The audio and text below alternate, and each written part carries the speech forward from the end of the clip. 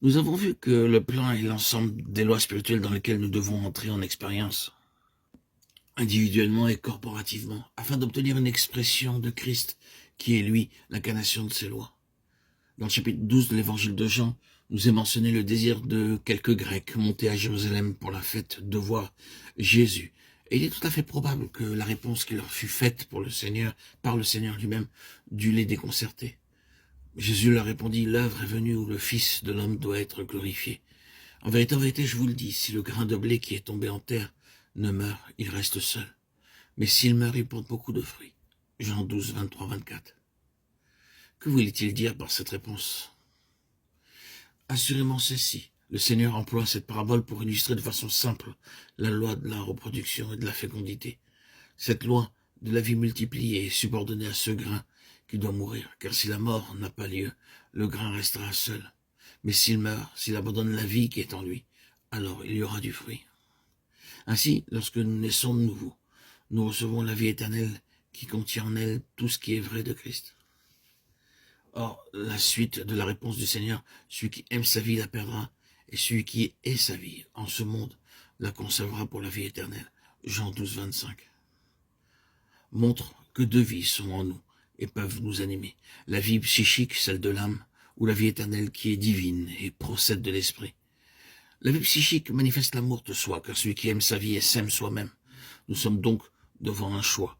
En cédant la place à Christ, cela veut dire que nous sortons pour lui laisser toute initiative. Nous choisissons délibérément la croix comme principe de vie. C'est la condition initiale et absolue pour que la vie de Christ devienne la nôtre. Il ne peut y avoir la vie qu'à moins que la mort ait été expérimentée.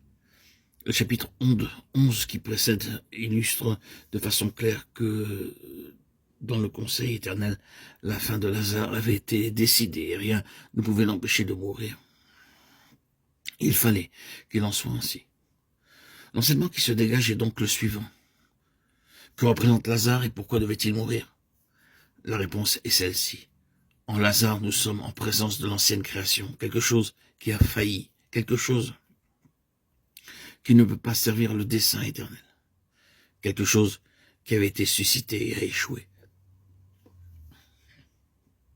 Ceci illustre la nature de l'homme, qui ne peut aucunement être améliorée. Non, elle doit mourir. Qu'en est-il résulté? La résurrection. Et avec elle une autre vie pour obtenir une autre création qui doit porter les traits de Christ. Nous touchons là un aspect fondamental quant à l'édification de l'Église, la maison de Dieu. Et je crois que nous sommes toujours en dessous de la pleine pensée de Dieu quand nous méditons sur ce qu'est l'Église.